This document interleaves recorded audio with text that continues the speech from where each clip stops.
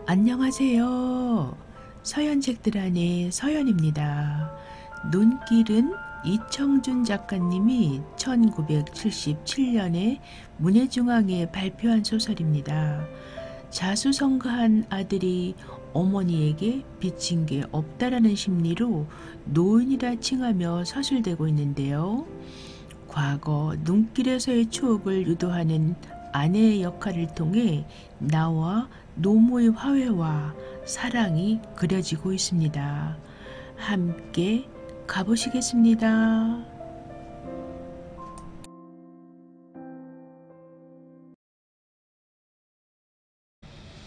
내일 아침 올라가겠어요.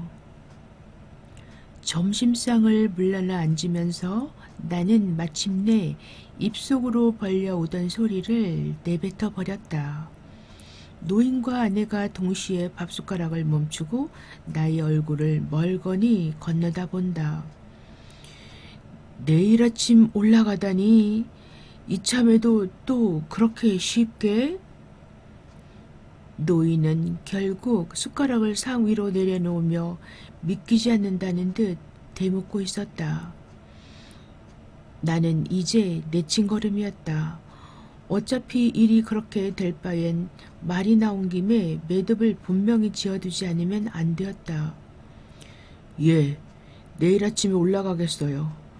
방학을 얻어온 학생 팔자도 아닌데 남들 일할 때 저라고 이렇게 한가할 수 있나요? 급하게 맡아놓은 일도 한두 가지가 아니고요. 그래도 며칠 쉬어가지 않고 난해필 이런 더운 때를 골라왔길래 이참에는 며칠 좀 쉬어갈 줄 알았더니 제가 무슨 더운 때 추운 때를 가려 살 여유 있습니까? 그래도 그 먼 길을 이렇게 단걸음에 되돌아가기야 하겠냐. 넌 항상 한 동자로만 왔다가 선걸음에 새벽길을 나서곤 하더라마는 이번에는 너 혼자도 아니고 하룻밤이나 차분히 좀 쉬어가도록 하거라. 오늘 하루는 쉬었지 않아요. 하루를 쉬어도 제 일은 사흘을 벌이는걸요. 찾길이 훨씬 나아졌다곤 하지만 여기선 아직도 서울이 천리길이라 오는데 하루 가는데 하루. 급한 일은 우선 좀 마무리를 지어놓고 오지 않고선. 노인 대신 이번에는 아내 쪽에서 나를 원망스럽게 건너다 보았다. 그건 물론 나의 주변머리를 탓하고 있는 건 아니었다. 내게 그처럼 급한 일이 없다는 걸 그녀는 알고 있었다. 서울을 떠나올 때 급한 일들은 미리 다 처리해둔 것을 그녀에게는 내가 말을 해줬으니까. 그리고 이번에는 좀 홀가분한 기분으로 여름여행을 겸해 며칠 동안이라도 노인을 찾아보자고 내 편에서 먼저 제의를 했었으니까. 그녀는 나의 참을성 없는 심경의 변화를 나무라고 있는 것이었다. 그리고 그 매정스러운 결단을 원망하고 있는 것이었다. 까닭없는 연민과 애원기 같은 것이 서려있는 그녀의 눈길이 그것을 더욱 분명히 하고 있었다. 그래, 일이 그렇게 바쁘다면 가봐야 하기는 하겠구나. 바쁜 일을 받아놓고 온 사람을 붙잡는다고 들을 일이겠냐? 한동안 입을 다물고 앉아있던 노인이 마침내 체념을 한 듯 다시 입을 열었다. 항상 그렇게 바쁜 사람인 줄은 안다마는 애미라고 이렇게 먼 길을 찾아와도 편한 잠자리 하나 못 마련해주는 내 맘이 아쉬워 그랬던 것 같구나. 말을 끝내고 무연스러운 표정으로 장주 끝에 풍년초를 꾹꾹 눌러 담기 시작한다. 너무도 간단한 체념이었다. 담배통에 풍년초를 눌러 담고 있는 그 노인의 얼굴에는 아내에게서와 같은 어떤 원망기 같은 것도 찾아볼 수 없었다. 당신 곁을 조급히 떠나고 싶어하는 그 매정스러운 아들에 대한 아쉬움 같은 것도 엿볼 수가 없었다. 성냥불도 붙이려 하지 않고 언제까지나 그 풍년초 담배만 꾹꾹 눌러 채우고 앉아있는 노인의 눈길은 차라리 무표정에 가까운 것이었다. 나는 그 너무도 간단한 노인의 체념에 오히려 불쑥 짜증이 솟았다. 나는 마침내 자리를 일어섰다. 그러고는 그 노인의 무표정에 밀려나기라도 하듯 방문을 나왔다. 장지문 밖 마당가에 작은 치자나무 한 그루가 한낮의 땡볕을 견디고 서 있었다. 지열이 후끈거리는 뒷곁 콩밭 한가운데에 오리나무 무성한 묘지가 하나 있었다. 그 오리나무 그늘에 숨어 앉아 콩밭 아래로 내려다보니 집이라고 생긴 게 꼭 습지에 돋아오른 여름버섯 형상을 닮아 있었다.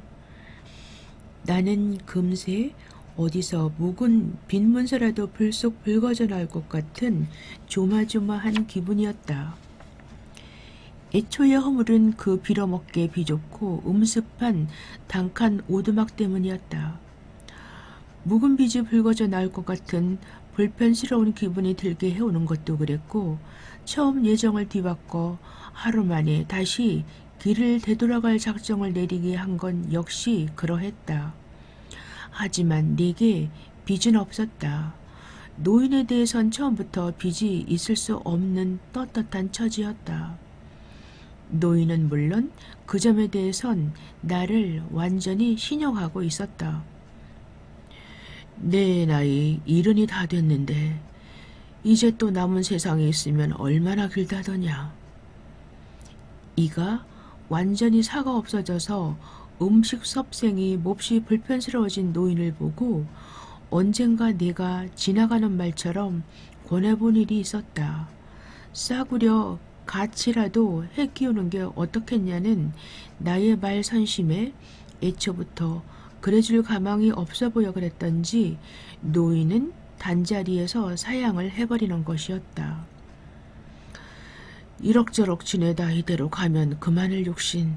이제와 늙음하게 웬 딴 세상을 보겠다고. 한 번은 또 치질기가 몹시 심해져서 배변이 무척 힘들어 하시는 걸 보고 수술 같은 걸 권해본 일도 있었다. 노인은 그때도 역시 비슷한 대답이었다. 나이를 먹어도 아녀자는 아녀자다. 어떻게 남의 눈에 굳은 데를 보이겠더냐. 그냥 저냥 참다 갈란다.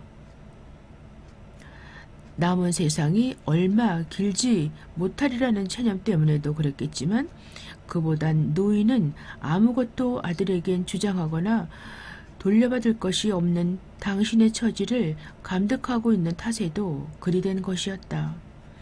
고등학교 1학년 때 형의 주벽으로 가게가 파산을 겪은 뒤부터 그리고 마침내 그 형이 세 조카 아이와 그 아이들의 홀러머니까지를 포함한 모든 장남의 책임을 내게 떠맡기고 세상을 떠난 뒤부터 일은 줄곧 그렇게만 되어온 셈이었다. 고등학교와 대학교와 군영 3년을 치러내는 동안 노인은 내게 아무것도 낳아 기르는 사람의 몫을 못했고 나는 또 나대로 그 고등학교와 대학교와 군영의 의무를 치르고 나와서도 자식놈의 도리는 엄두를 못 냈다. 노인이 내게 베푼 바가 없어서가 아니라 그럴 처지가 못 되었기 때문이다. 나는 나대로 형이 내게 떠맡기고 간 장남의 책임을 감당하기를 사양치 않을 수가 없었기 때문이었다. 노인과 나는 결국 그런 식으로 서로 주고받을 것이 없는 처지였다. 노인은 누구보다 그것을 잘 알고 있었다. 그렇기 때문에 내게 대해선 소망도 원망도 있을 수 없었다. 그런 노인이었다. 한데 이번에는 웬일인지 노인의 눈치가 이상했다. 글쎄 그 가치나 수술마저 한사코 사양을 해온 노인이 나이 80에서 겨우 2해가 모자란 늙음하게 와서야 새삼스레 다시 딴 세상 희망이 생긴 것일까. 노인은 아무래도 엉뚱한 꿈을 꾸고 있는 것 같았다. 그것도 너무나 엄청난 꿈이었다. 지붕개량 사업이 애초에 허물이었다. 집집마다 모두 도단 아니면 기와들을 얻는단다. 노인은 처음 남의 말을 하듯이 집 이야기를 꺼냈었다. 어제 저녁 때 노인과 셋이서 잠자리를 들기 전이었다.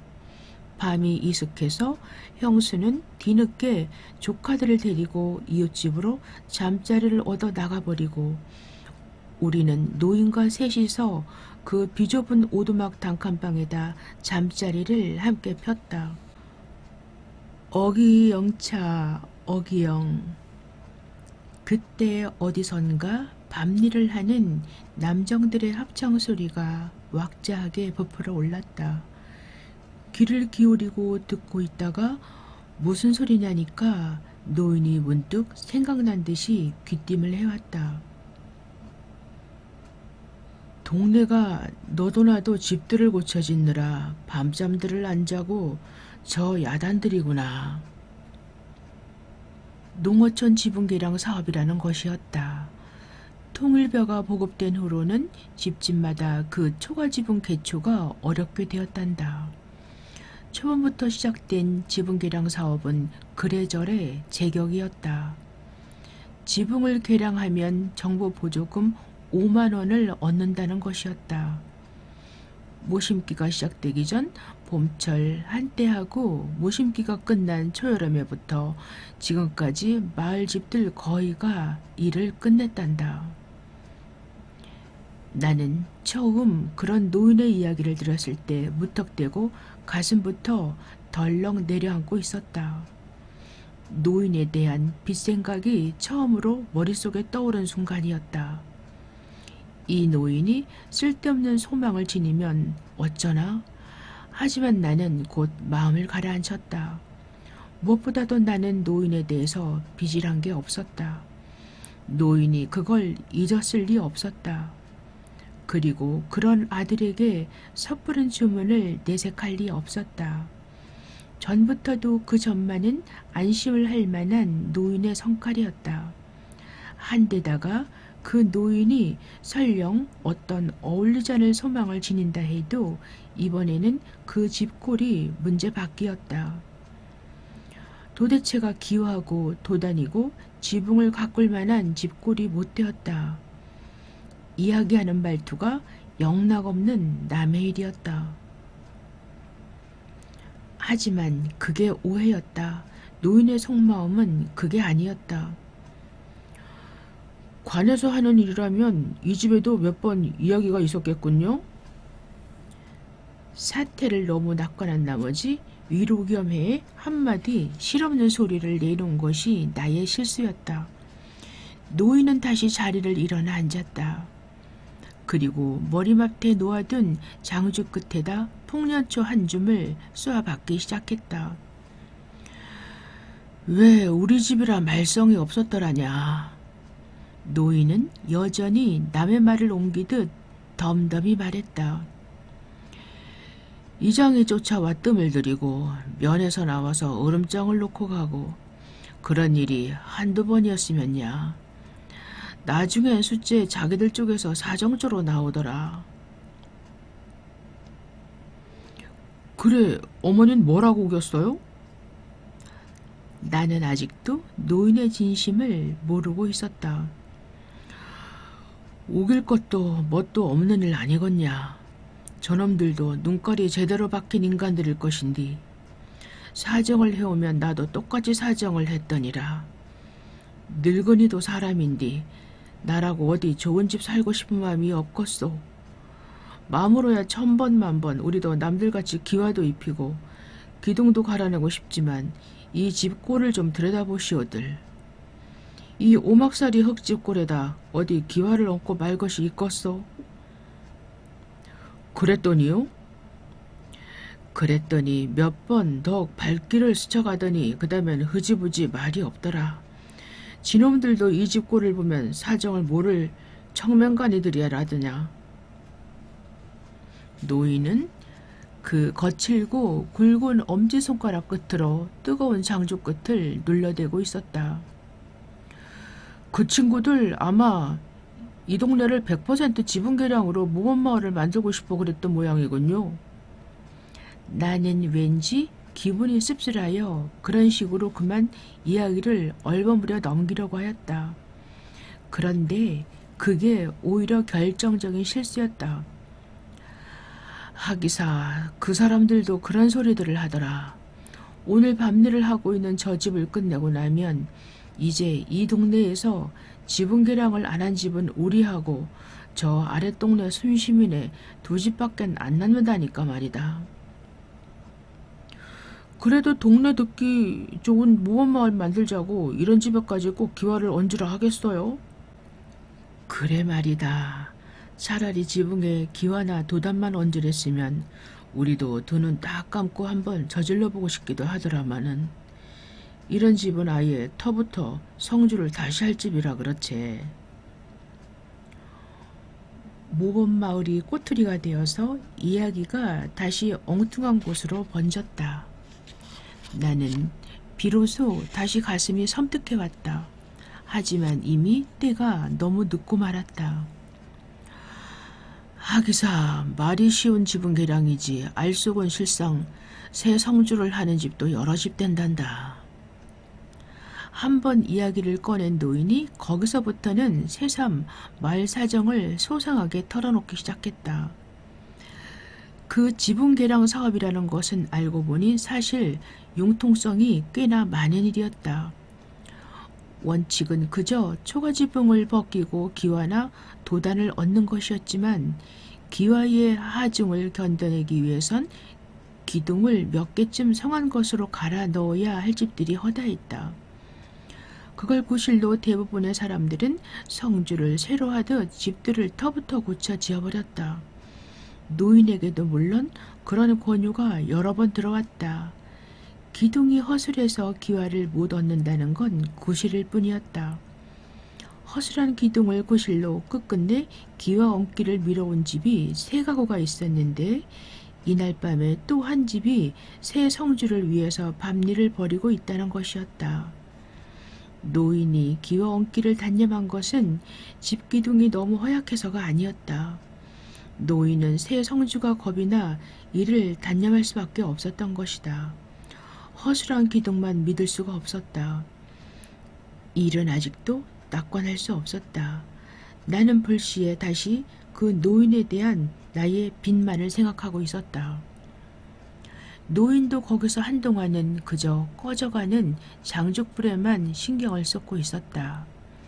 하더니 이윽고는 더 이상 소망을 숨기기가 어려운 듯 가는 한숨을 삼키는 것이었다. 그러고는 그 한숨 끝에다 무심결인 듯 덧붙이고 있었다.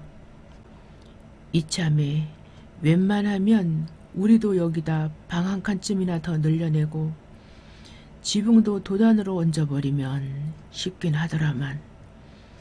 마침내 노인이 당신의 소망을 내비친 것이었다. 오늘 당할지 내일 당할지 모를 일이기는 하다만 날짐승만도 못한 목숨이 이리 모질기만 하다 보니 별의별 생각이 다 드는구나. 저런 옥계 하나도 간수할 곳이 없어 이리 밀치고 저리 밀치다 보면 어떨 땐 그저 일을 저질러버리고 싶은 생각이 꿀떡 같아지기도 하고. 노인은 결국 그런 식으로 당신의 소망을 분명히 해버리고 만 셈이었다. 지금은 아니더라도 적어도 그런 소망을 지녔던 것만은 분명한 것이었다. 나는 이제 할 말이 없었다. 눈을 감은 채 듣고만 있었다. 노인에 대해선 빚이 없음을 골백번 속으로 다짐하고 있었다. 이번에는 면에서도 그냥 흐지부지 지나가 주더라만 내년엔 또 이번처럼 어떻게 잠잠해 주기나 할는지. 하기사 면사람들 무서워 집을 고친다고 할 수도 없는 노름이지. 늙은이 냄새가 싫어서인지. 그래도 한 데서 등짝 붙이고 누울 만한 방 놔두고 밤마다 남의 집으로 잠자를 얻어 다니는 저것들. 애미꼴도 모른 체 하기는 못할 일이니라. 내가 아예 대꾸를 안 하니까 노인은 이제 혼잣말 비슷이 푸념을 계속했다. 듣다 보니 그 노인의 머릿속엔 이미 꽤 구체적인 계획표까지 마련되어 있었던 것 같았다. 나라에서 보조금을 5만 원이나 내주겠다. 일을 일단 저지르고 들었더라면 큰돈이야 얼마나 더 들 일이 있었을라더냐. 남정네가 없어 남들처럼 일손을 구하기가 쉽진 못했겠지만 네 형수가 여름 한철만 밭을 매주기로 했으면 건너집 용성의 아베라도 그냥 모른 체 하지는 않았을 것이다. 흥리를 돌볼 사람은 그 용석의 아버지에게 부탁을 하고 기둥을 갈아낼 나무 가대는 이장내 산에서 헐값으로 몇 개를 부탁해 볼 수 있었다는 것이다. 노인의 장주 끝에는 이제 불기가 꺼져 식어 있었다. 노인은 연신 그 불이 꺼진 장죽을 빨아대면서 한사코 그 보조금 5만 원과 이웃의 도움이 아까워서라도 이를 단념하기가 아쉬웠다는 투였다. 하지만 노인은 그러면서도 끝끝내 내게 대한 주장이나 원망의 빛을 보이진 않았다. 이야기의 형식은 어디까지나 과거의 일로서 그런 생각을 해봤을 뿐이고 그럴 뻔했다는 말일 뿐이었다. 그리고 그런 식으로 나에 대해선 어떤 형식으로도 직접적인 부담감을 느끼게 하지 않으려는 식이었다. 말하는 목소리도 끝끝내 그 체념기 짙은 특유의 침착성을 잃지 않은 채였다. 하지만 다 소용없는 일이다. 세상 일이 그렇게 맘같이만 된다면야 나이 먹고 늙은 걸 서러워 안 할 사람이 있을라더냐. 나이를 먹으면 아기가 된다더니 이제 다 나이 먹고 늙어가는 노만끼 한 가지지. 종당에는 그 당신의 은밀스러운 소망조차도 당신 자신의 실없는 노만끼 탓으로 돌리고 있었다. 하지만 나는 이제 노인의 내심을 못 알아볼 리 없었다. 한마디 말 참견도 없이 눈을 감고 잠이 든 채 잠잠히 누워있던 아내까지도 그것을 분명히 눈치채고 있었다. 당신 어젯밤 어머니 말씀에 그렇게밖에 응대해드릴 방법이 없었어요? 오늘 아침에 아내는 마당가로 새순물을 떠들고 나왔다가 낮은 소리로 추궁을 해왔다. 그때 나는 아내에게 그저 쓸데없는 참견 말라는 듯 눈매를 잔뜩 깎아 떠보였었다. 아내는 그러는 나를 차라리 경멸조로 나무랐다. 당신은 참 엉뚱한 데서 독해요. 늙은 노인네가 가엾지도 않으세요? 말씀이라도 좀 더 따뜻하게 위로를 해드릴 수 있었을 텐데 말이에요. 아내도 분명 노인의 말뜻을 알아듣고 있었다. 그리고 나보다도 노인의 일을 걱정하고 있었다. 노인에 대한 나의 속마음도 속속들이 모두 읽고 있는 게 당연했다. 내일 아침으로 서둘러 서울로 되돌아가겠노라는 나의 결정에 아내가 은근히 분개하고 나선 것도 그런 사연을 모두 알고 있었기 때문이었다. 한다고 그녀인들 무슨 뾰족한 수가 있을 수가 있는가. 어쨌든 노인이 이제라도 그 집을 새로 짓고 싶어 하고 있는 건 분명했다. 아무래도 알 수 없는 일이었다. 아닌 게 아니라 나이를 먹으면 노인들은 모두 어린애가 되어가는 것일까? 노인은 정말로 내게 빚이 없다는 사실을 잊어버리고 만 것일까? 노인의 말처럼 그건 일테면 노만기가 분명했다. 그런 염치도 못 가릴 정도로 노인은 그렇게 늙어버린 것이었다. 하지만 나는 굳이 노인의 그런 노만기를 원망할 필요도 없었다. 문제는 서로 간의 빚의 문제였다. 노인에 대해 빚이 없다는 사실만이 내게는 중요했다. 염치가 없어져서건 노망을 해서건 노인에 대해 내가 갚아야 할 빚만 없으면 그만일 것이다.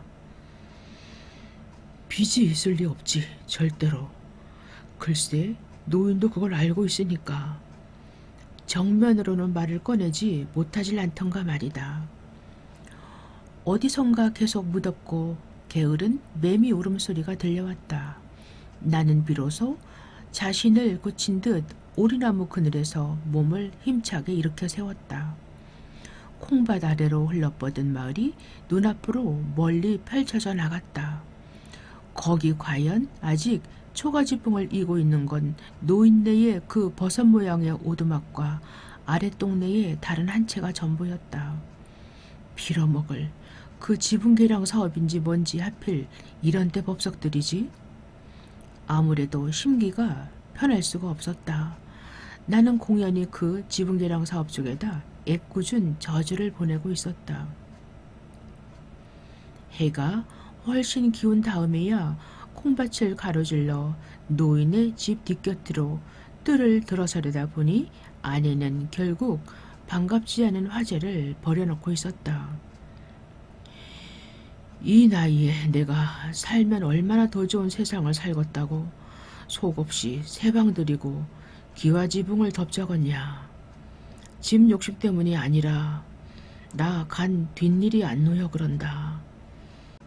뒷곁에서 앞들로 발길을 돌아 나서려는데 장지문을 반쯤 열어젖힌 안방에서 노인의 말소리가 도란도란 흘러나오고 있었다. 날씨가 신선한 봄가을철이나 하다못해 마당에 채일이라도 치고들 지내는 여름철만 되더라도 걱정이 덜 하겠다마는 한겨울 추위 속에서나 운사납게 숨이 딸깍 끊어져 봐라. 단칸방 아랫목에다 내 시신 하나 가득 들여놓으면 그 일을 어쩔 것이냐. 이번에도 또 그 집에 관한 이야기였다. 노인을 어떻게 위로한다는 것일까? 아니면 아내는 노인의 소망을 더 이상 어떻게 외면할 수가 없도록 노골화시켜버리고 싶은 것일까? 답답하게 눈치만 보고 도는 그 나에 대한 아내의 원망은 그토록 뿌리가 깊고 지혜로웠단 말인가. 노인의 이야기는 아내가 거기까지 유도해내고 있었던 게 분명했다. 노인은 이제 그 아내 앞에서 당신의 집에 대한 소망을 분명한 목소리로 털어놓고 있었다. 그리고 이젠 당신의 소망에 대한 솔직한 사연을 말하고 있었다. 노인의 그 오랜 체념의 습관과 염치를 방패 삼아 어물어물 고비를 지나가려던 내 앞에 노인의 소망이 마침내 노골적인 모습을 드러내온 것이었다. 노인의 소망은 이미 짐작하고 있었지만 설마 하면 그렇게 분명한 대목까지는 만나게 될 줄을 몰랐던 일이었다. 나는 마치 마지막 희망이 무너진 느낌이었다. 하지만 그 노인의 설명에는 나에게 마침내 분명해진 것이 있었다. 노인이 갑자기 그 집에 대한 엉뚱한 소망을 지니게 된 당신의 내력이었다. 노인은 아직도 당신의 삶을 위해서는 새삼스러운 소망을 지니지 않고 있었다. 노인의 소망은 당신의 사후의 내력이 있었다. 떠돌아 살아오긴 했어도 난 이 동네 사람들한테 못할 일은 한 번도 안 해보고 살아온 늙은이다. 굳은 밥 먹고 굳은 옷 입고 굳은 잠자리 속에 말년을 보냈어도 난 이웃이나 이 동네 사람들한테 굳은 소리는 안 듣고 늙어왔다.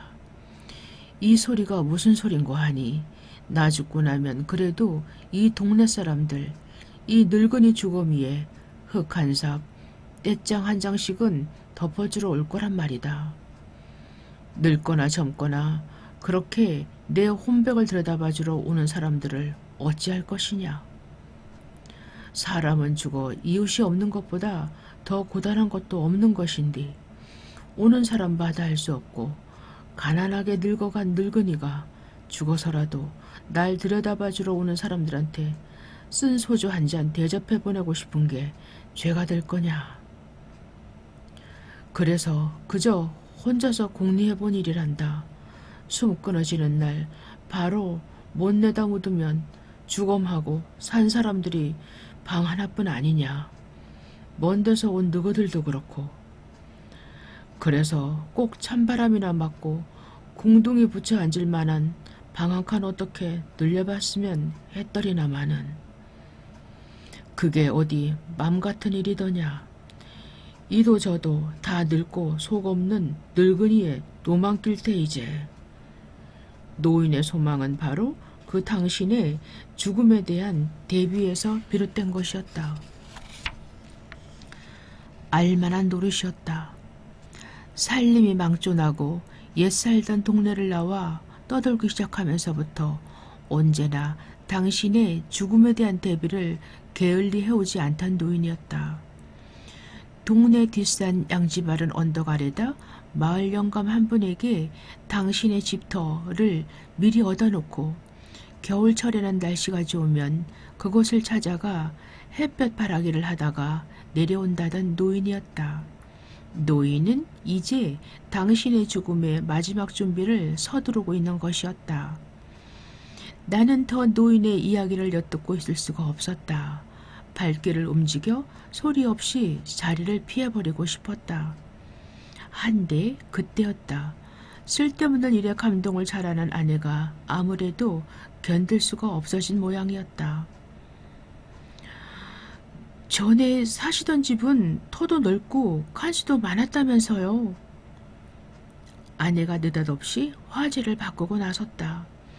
별달리 노인을 달랠 말이 없으니까 지나간 일이나마 그렇게 넓게 살던 옛집의 기억을 상기시켜서라도 노인을 위로하고 싶어진 것이리라.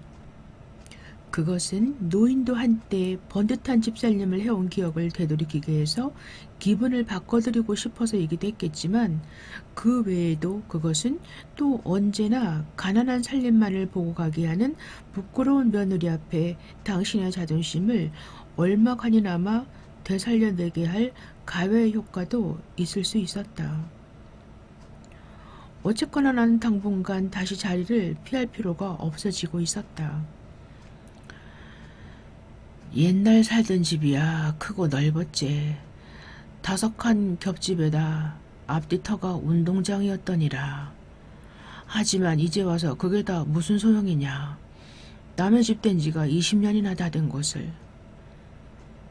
그래도 어머님은 한때 그런 좋은 집도 살아보셨으니 추억은 즐거운 편이 아니시겠어요? 이 집이 답답하고 짜증나실 땐 그런 기억이라도 되살려보세요. 기억이나 되살려도 어디다 쓰게야.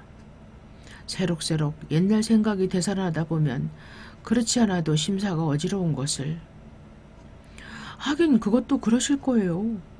그렇게 넓은 집에 사셨던 생각을 하시면 지금 사시는 형편이 더 짜증스러워지기도 하시겠죠. 뭐니 해도 지금 형편이 이렇게 비좁은 단칸방 신세가 되고 마셨으니 말씀이에요. 노인과 아내는 잠시 그렇게 위론지 넋두린지 분간이 가지 않는 소리들을 주고받고 있었다. 한동안 그렇게 오가는 이야기를 듣다 보니 나는 그 아내의 동기가 다소 의심스러워지고 있었다. 아내의 말투는 그저 노인을 위로하기 위해서가 아니었다. 노인을 위로해드리기는커녕 심기만 점점 더 불편하게 하고 있었다. 노인에게 옛집을 상기시켜드리는 것은 당신의 불편스러운 심기를 주저앉히기보다 오늘을 더욱더 비참스럽게 느끼게 만들고 있었다. 집을 고쳐 짓고 싶은 그 은밀스러운 소망을 자꾸만 밖으로 호벼내고 있었다. 아내의 목적은 차라리 그쪽에 있었던 것 같았다. 아내에 대한 나의 판단은 과연 크게 빗나가지 않았다. 방이 이렇게 비좁은데 그럼 어머니 이 옷장이라도 어디 다른 데로 좀 내놓을 수 없으세요? 이 옷장을 들여놓으니까 좋은 방이 더 비좁잖아요. 아내는 마침내 내가 가장 거북스럽게 시선을 피해오던 곳으로 화제를 끌어들이고 있었다. 바로 그 옷괴 이야기였다. 17, 8년 전 고등학교 1학년 때였다. 술버릇이 점점 사나워져 가던 형이 전답을 팔고 선산을 팔고 마침내는 그 아버지 때부터 살아온 집까지 마지막으로 팔아 넘겼다는 소식이 들려왔다. K시에서 겨울방학을 보내고 있던 나는 도대체 일이 어떻게 되어 가는지 알아보고 싶어 옛 살던 마을을 찾아가 보았다. 집을 팔아버렸으니 식구들을 만나게 될 기대는 없었지만 그래도 달리 소식을 알아볼 곳이 없었기 때문이었다. 어스름을 기다려 살던 집 골목을 들어서니 사정은 역시 K시에서 듣고 온 대로였다. 집은 텅텅 비어진 채였고 식구들은 어디론지 간 곳이 없었다. 나는 다시 골목 앞에 살고 있던 먼 친척간 누님을 찾아갔다. 그런데 그 누님의 말을 들으니 노인이 뜻밖의 아직 나를 기다리고 있다는 것이었다. 여기가 어디냐? 네가 누군디 내 집 앞 골목을 이렇게 서성대고 있어야 하더란 말이냐? 한참 뒤에 어디선가 누님의 소식을 듣고 달려온 노인이 문간 앞에서 어정어정 망설이고 있는 나를 보고 다짜고짜 나무랐다. 행여나 싶은 마음으로 노인을 따라 문간을 들어섰으나 집이 팔린 것은 분명해 보였다. 그날 밤 노인은 옛날과 똑같이 저녁을 지어 내왔고 거기서 하룻밤을 함께 지냈다. 그리고 이튿날 새벽 일찍 K시로 나를 되돌려 보냈다. 나중에 한 일이지만 노인은 거기서 마지막으로 내게 저녁밥 한 끼를 지어 먹이고 당신과 하룻밤을 재워 보내고 싶어 새 주인의 양해를 얻어 그렇게 혼자서 나를 기다리고 있었다는 것이었다. 언젠가 내가 다녀갈 때까지는 내게 하룻밤만이라도 옛집의 모습과 옛날의 분위기 속에 자고 가게 해주고 싶어서였는지 모른다. 하지만 문간을 들었을 때부터 집안의 분위기는 이사를 나간 빈집이 분명했었다. 한데도 노인은 그때까지 매일같이 그 빈집을 드나들며 먼지를 털고 걸레질을 해온 것이었다. 그리고 그때 노인은 아직 집을 지켜온 흔적으로 이불 한 채와 옷괴 하나를 예대로 그냥 남겨두고 있었다. 이튿날 새벽 K시로 다시 길을 나설 때서야 비로소 집이 팔린 사실을 시인해 온 노인의 심정으로는 그날 밤 그 옷괴 한 가지나마 옛집 살림살이의 흔적으로 남겨서 나의 괴로운 잠자리를 위로하고 싶었음이 분명한 것이었다. 그러한 내력이 숨겨져 온 옷괴였다. 떠돌이 살림에 다른 가지도구가 없어서도 그랬겠지만 20년 가까이를 노인이 한사코 함께 가까운 옷괴였다. 그만큼 또 나를 언제나 불편스럽게 만들어온 물건이었다. 노인에게 빚이 없음을 몇 번씩 스스로 다짐하고 있다가도 그 옷괴만 보면 무슨 액면가 없는 빈문서를 만난 듯 기분이 새삼 꺼림칙스러워지곤 하던 물건이었다. 이번에도 물론 마찬가지였다. 노인의 방을 들어선 순간에 벌써 기분을 불편스럽게 해오던 옷괴였다. 그리고 끝내는 이틀 밤을 못 넘기고 길을 다시 되돌아갈 작정을 내리게 한 것도 알고 보면 바로 그 옷괴의 허물이 컸을지 모른다. 아내도 물론 그 옷괴에 관한 내력을 내게서 들을 만큼 듣고 있었다.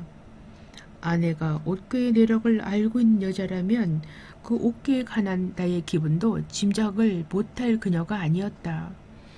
더욱이 내가 바깥에서 두 사람의 이야기를 엿듣고 있는 걸 알고서 그랬을 수도 있었다. 나는 어느새 그 코 속을 후비는 못된 버릇이 되살아날 만큼 긴장을 하고 있었다. 생각지도 않았던 곳에서 갑자기 묵은 빈문서가 튀어나올 것 같은 조마조마한 기분이었다. 노인이 치사하게 그 묵은 빈문서로 나를 공지에 몰아넣으려 덤빌 수도 있었다. 그래 보라지. 누가 뭐래도 내겐 절대로 빚진 게 없으니까. 그래 본들 없는 빚이 생길 리가 있으려고. 나는 거의 기구를 들이듯 눈을 감고 기다렸다. 하지만 다행스러운 것은 아직도 그 모심스러워 보이기만 한 노인의 대꾸였다. 옷깨를 내놓으면 몸에 걸칠 옷까지는 다 어디다 간수하고야. 어디다 따로 내놓을 때가 있는 것도 아니지만 그걸 어디다 내놓을 때가 생긴다고 해도 그것 말고는 옷가진 나부랑을 간수해둘 때가 있어야 할 것 아니냐. 알고 그러는지 모르고 그러는지 노인은 그리 그 어깨 쪽에는 신경을 쓰고 있지 않은 것 같았다. 옷이야 어떻게 못을 박아 걸더라도 사람이 우선 좀 발이라도 뻗고 누울 자리가 있어야 하잖아요. 이건 뭐 사람보다도 옷장을 모시는 꼴이지 뭐예요? 아내는 거의 억지를 부리고 있었다. 어깨에 대한 노인의 집착심을 시험해보기 위한 수작임이 분명했다. 하지만 노인의 반응은 여전히 의연했다. 그건 네가 모르는 소리다. 그 옷개라도 하나 없으면 이 집을 누가 사람 사는 집이라고 할 수 있겠나. 사람 사는 집 흔적으로 해서라도 그건 집안에 지녀야 할 물건이다. 어머님은 아마 저 옷장에 그럴 만한 사연이 있으신가 보군요. 시집 오실 때 오신 건가요? 노인의 나이가 너무 높다 보니 아내는 때로 그 노인 앞에 손녀딸처럼 버릇이 없어지기도 했지만 이번에는 숫째 장난기 한 가지였다. 내력은 무슨. 노인은 이제 그것으로 그만 입을 다물어버리고 말았다. 옷괴 이야기는 더 이상 들추고 싶지가 않은 모양이었다.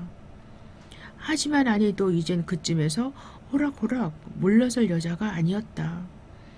노인이 입을 다물어버리자 아내도 그만 거기서 할 말을 잃은 듯 잠시 침묵을 지키고 있더니 이윽고 다시 공세를 펴기 시작했다.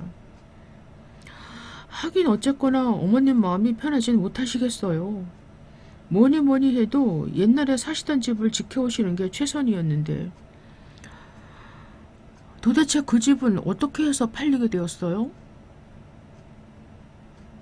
다시 그 집 얘기였다. 그 역시 모르고 묻는 소리가 아니었다. 아내는 그 옥계의 내력과 함께 집이 팔리게 된 사정에 대해서도 모두 알고 있었다. 하면서도 그녀는 다시 노인에게 그것을 되풀이시키려 하고 있었다. 옷결을 구실로 그 노인의 소망을 유인해내려는 그녀 나름의 노력의 연장이었다. 하지만 노인의 태도도 아직은 아내에 못지않게 끈질긴 데가 있었다.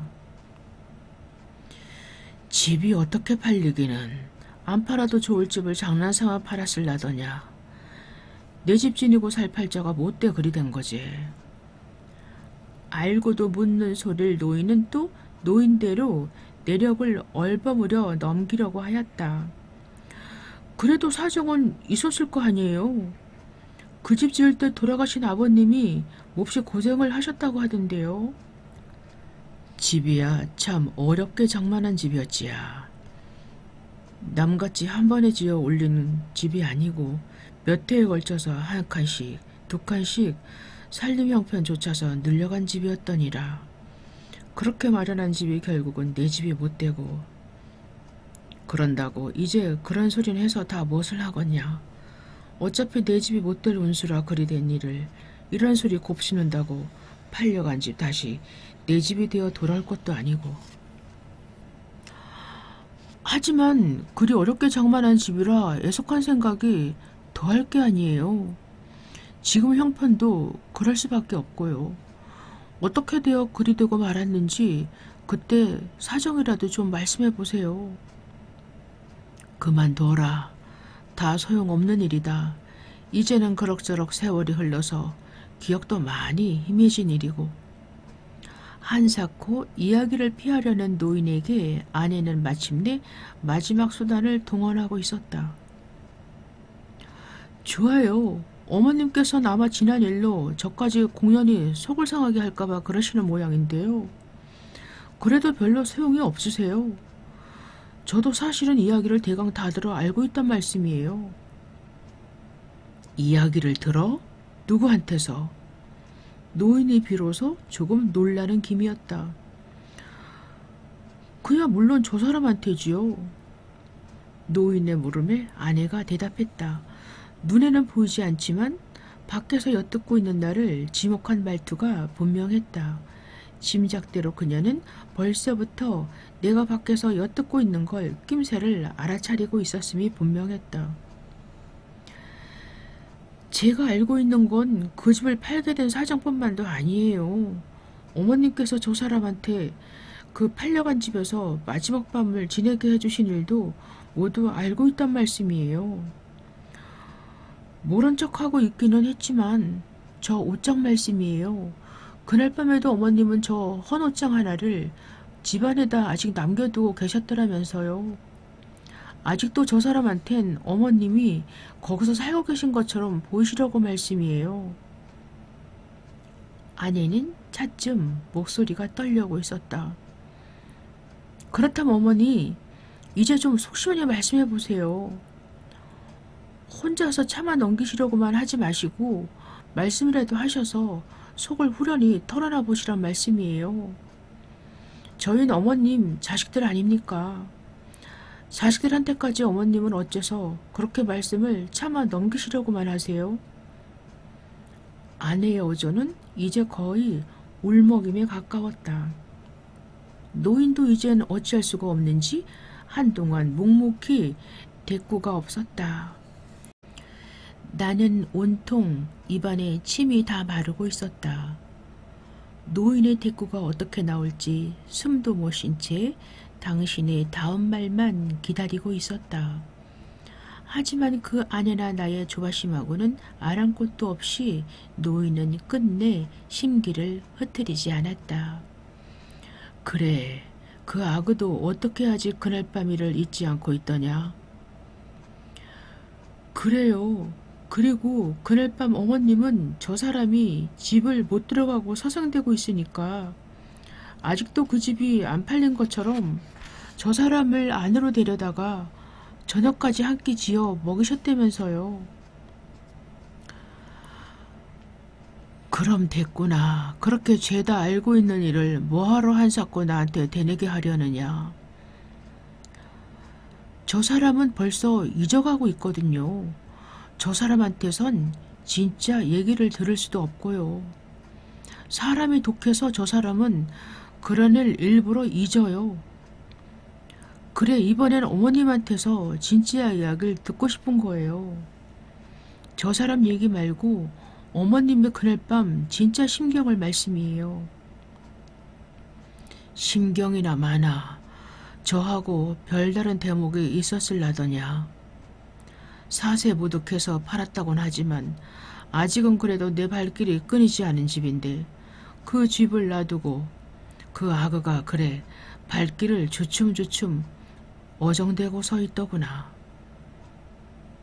아내의 성화를 견디다 못해 노인은 결국 마지못한 어조로 그날 밤 일을 돌이키고 있었다.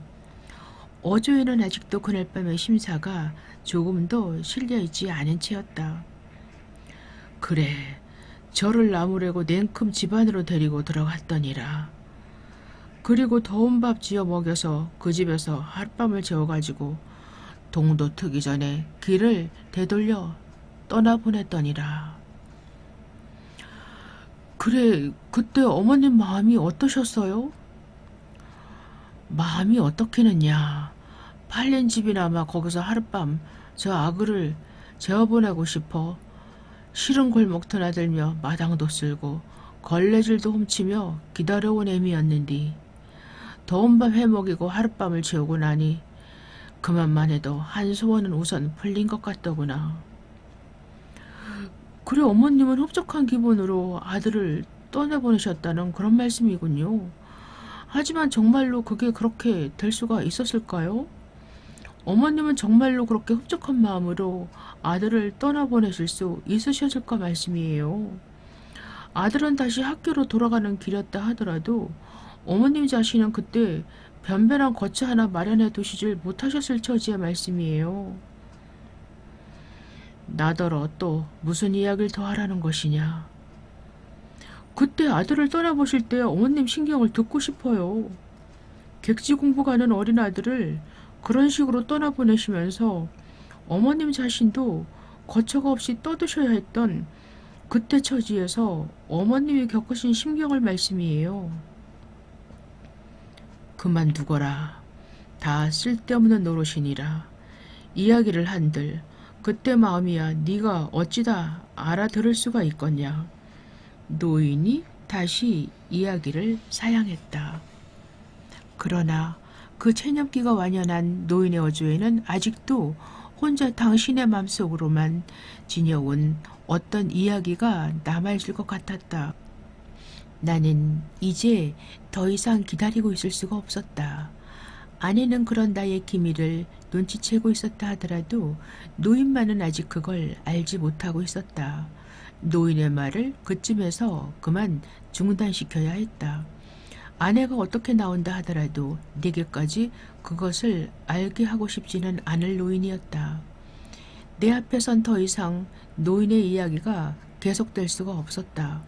나는 이었고 헛기침을 한번 하고서 노인의 눈길이 닫고 있는 장지문 앞으로 모습을 불쑥 드러내고 나섰다. 위험한 고비는 그럭저럭 모두 지나가고 있었다. 저녁상을 들을 때 노인은 언제나처럼 막걸리 한 대를 가져오게 하였다. 형의 술버릇 때문에 집안 꼴이 그 지경이 되었는데도 노인은 웬일로 내게 술 걱정을 그리 하지 않았다. 집에만 가면 당신이 손수 막걸리 한 대씩을 미리 마련해다 주곤 하였다. 한 잔 마시고 잠이나 자거라.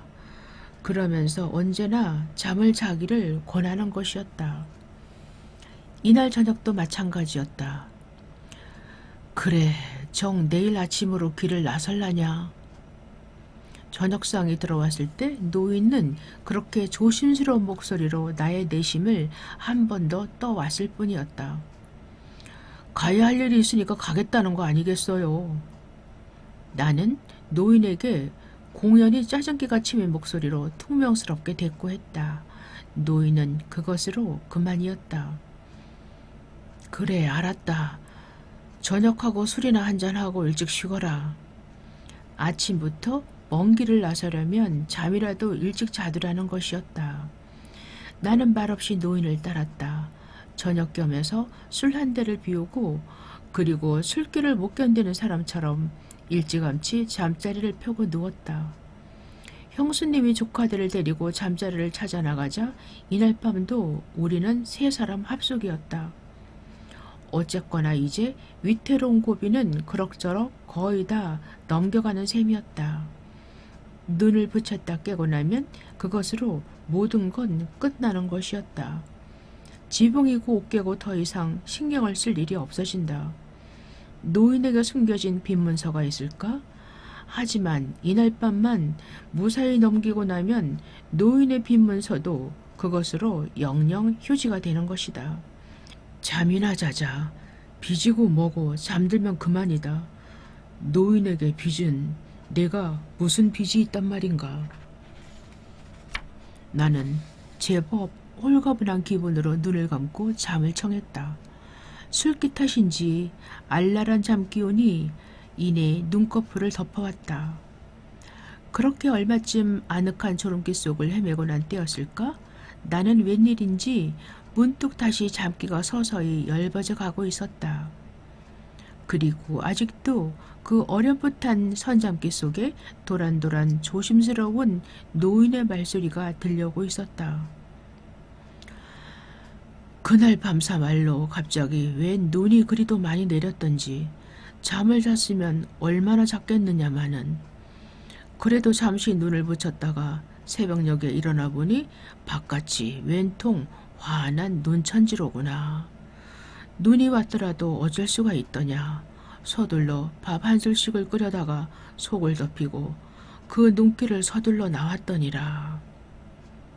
나는 정신이 번쩍 들고 말았다. 어찌된 일인지 노인이 마침내 그날 밤 이야기를 아내에게 가닥가닥 털어놓고 있는 중이었다. 처지가 떳떳했으면 날이라도 좀 밝은 다음에 길을 나설 수 있었으련만 그땐 어찌 그리 처지가 부끄럽고 저주스럽기만 했던지. 그래 할 수 없이 새벽 눈길을 둘이서 나섰지만 시울이나 되는 장터 차부까지 산길이 멀기는 또 얼마나 멀더라냐.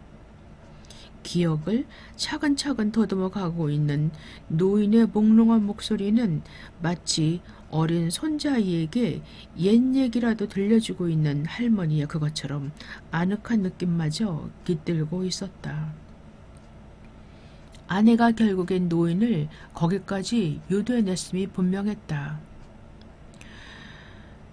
이야기를 한들 네가 어찌 다 알아들 수가 있겠냐. 낯결에 노인이 말꼬리를 한 가닥 깔고 넘은 기미를 아내가 무심히 들어 넘겼을 리 없었다.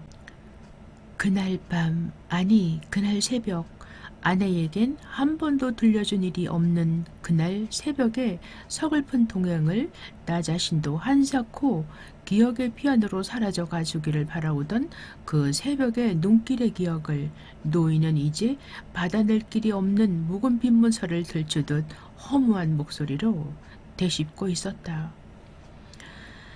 날은 아직 어둡고 산길은 험하고 미끄러지고 넘어지면서도 차부까지는 그래도 어떻게 시간을 대어 갈 수가 있었구나.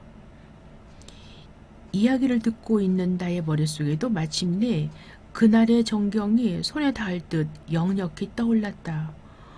어린 자식놈의 처지가 너무도 딱해서였을까. 아니 어쩌면 노인 자신의 처지까지도 그 밖엔 달리 도리가 없었을 노릇이었는지도 모른다.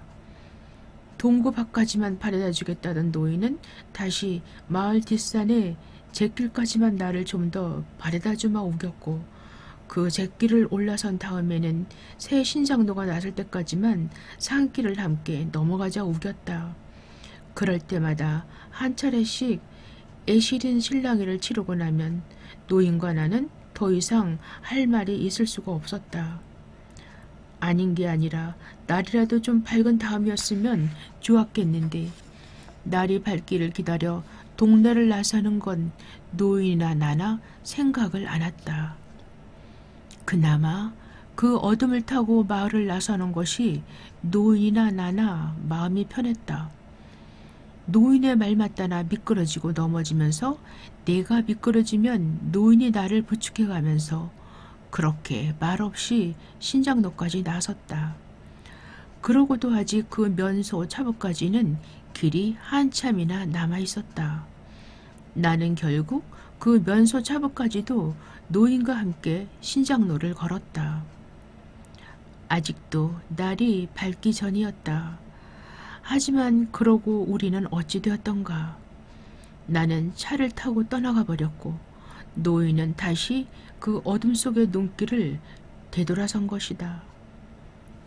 내가 알고 있는 건 거기까지 뿐이었다. 노인이 그 후 어떻게 길을 되돌아갔는지는 나로서는 아직 들은 바가 없었다.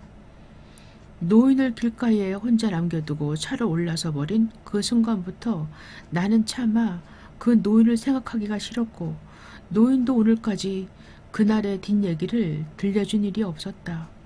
한데 노인은 웬일로 오늘사 그날의 기억을 끝까지 돌이키고 있었다. 어떻게 장터 거리로 들어서서 차부가 저만큼 보일 만한 데까지 가니까 그때 마침 차가 미리 불을 켜고 차부를 나오는구나. 급한 김에 내가 손을 휘저어 그 차를 세웠더니 그래 그 운전순한 사람들은 어찌 그리 길이 급하고 매정하기만 한 사람들이더냐. 차를 미쳐 세우지도 덜하고 덜크렁 눈 깜짝할 사이에 저 아그를 훌쩍 실어 달고 가버리는구나. 그래서 어머님은 그때 어떻게 하셨어요? 잠잠히 입을 다문 채 듣고만 있던 아내가 모처럼 한마디를 끼어들고 있었다. 나는 갑자기 다시 노인의 이야기가 두려워지고 있었다. 자리를 차고 일어나 다음 이야기를 가로막고 싶었다. 하지만 나는 이미 그럴 수가 없었다. 사지가 말을 들어주지 않았다. 온몸이 마치 물을 먹은 솜처럼 무겁게 가라앉아 있었다. 몸을 어떻게 움직여 볼 수가 없었다. 형언하기 어려운 어떤 달콤한 슬픔, 달콤한 피곤기 같은 것이 나를 아늑히 감싸오고 있었다. 어떻게 하기는야. 넋이 나간 사람 마냥 어둠 속에 한참이나 찻길만 바라보고 서 있을 수밖에야. 그 허망한 마음을 어떻게 다 말할 수가 있을 거나. 노인은 여전히 옛 얘기를 하듯 하는 그 차분하고 아득한 음성으로 그날의 기억을 더듬어 나갔다. 한참 그러고 서 있다 보니 찬바람에 정신이 좀 되돌아오더구나. 정신이 들어보니 갈 길이 새삼 호망스럽지 않았겠냐. 지금까진 그래도 저하고 나하고 둘이서 함께 헤쳐온 길인데 이참에는 그 길을 늙은 것 혼자서 되돌아서려니. 거기다 아직도 날은 어둡지야. 그대로는 암만 해도 길을 되돌아설 수가 없어 차부를 찾아 들어갔더니라. 한식경이나 차부한 나무 걸상에 웅크리고 앉아있으려니 그제사 동력 하늘이 훤해져 오더구나. 그래서 또 혼자 서두를 것도 없는 길을 서둘러 나섰는디 그때 일만은 언제까지도 잊혀질 수가 없을 것 같구나. 길을 혼자 돌아가시던 그때의 일을 말씀이세요?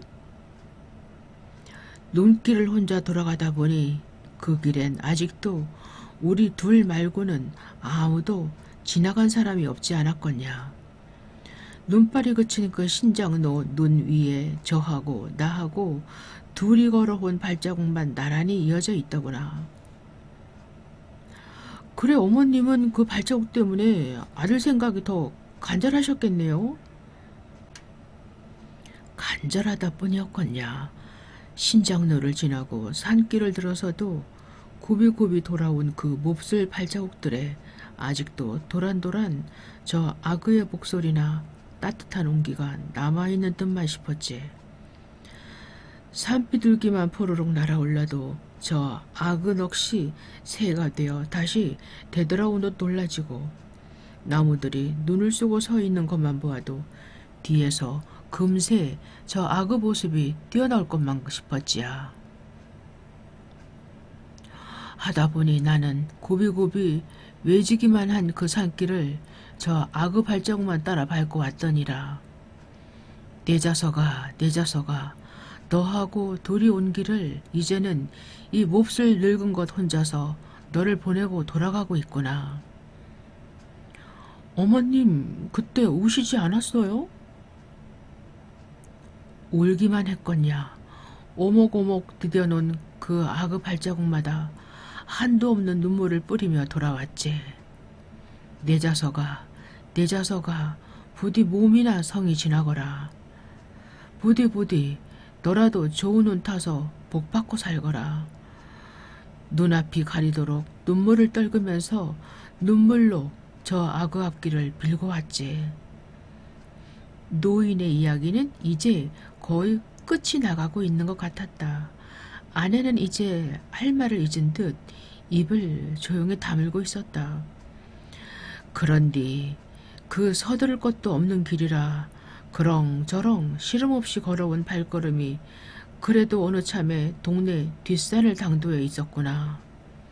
하지만 나는 그 길로 차마 동네를 바로 들어설 수가 없어 잿등 위에 눈을 쓸고 아직도 한참이나 시간을 기다리고 앉아 있었더니라. 어머님도 이젠 돌아가실 거차가 없으셨던 거지요. 한동안 조용히 입을 다물고 있던 아내가 이제 더 이상 참을 수가 없어진 듯 갑자기 노인을 추궁하고 나섰다. 그녀의 목소리는 이제 울먹임 때문에 떨리고 있었다. 나 역시도 이젠 더 이상 노인을 참을 수가 없었다. 이제나마 노인을 가로막고 싶었다. 아내의 추궁에 대한 그 노인의 대꾸가 너무도 두려웠다. 노인의 대답을 들을 수가 없었다. 하지만 그 역시도 불가능한 일이었다. 나는 아직도 눈을 뜰 수가 없었다. 불빛 아래 눈을 뜨고 일어날 수가 없었다. 사지가 마비된 듯 가라앉아 있는 때문만은 아니었다. 졸음기가 아직 아쉬워서도 아니었다. 눈꺼풀 밑으로 뜨겁게 차오르는 것을 아내와 노인 앞에 보일 수가 없었다. 그것이 너무도 부끄럽기 때문이었다. 아내는 이번에도 그러는 나를 알고 있었던 것 같았다.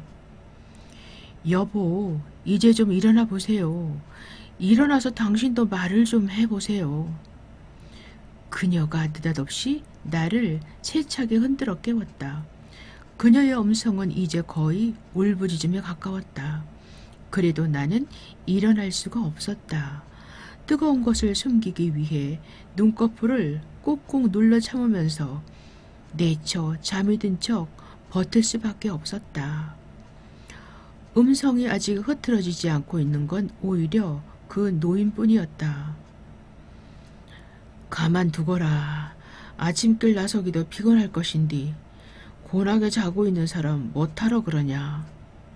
노인은 일단 아내의 행동을 말려두고 나서 아직도 그 옛 얘기를 하는 듯한 아득하고 차분한 음성으로 당신의 남은 이야기를 끝맺어 가고 있었다.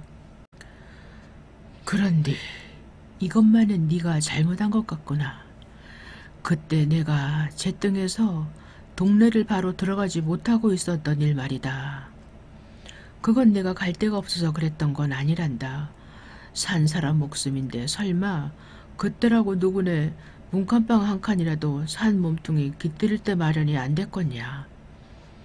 갈 데가 없어서가 아니라 아침 햇살이 활짝 퍼져 들어있는디 눈에 덮인 그 우리 집 지붕까지도 햇살 때문에 볼 수가 없더구나. 더구나 동네에선 아침 지는 연기가 한창인데 그렇게 시린 눈을 해갖고는 그 햇살이 부끄러워 차마 어떻게 동네 골목을 들어설 수가 있더냐. 그놈의 맑은 햇살이 부끄러워서 그럴 엄두가 안 생겨나더구나. 시린 눈이라도 좀 가라앉히자고 그래 그러고 앉아 있었더니라.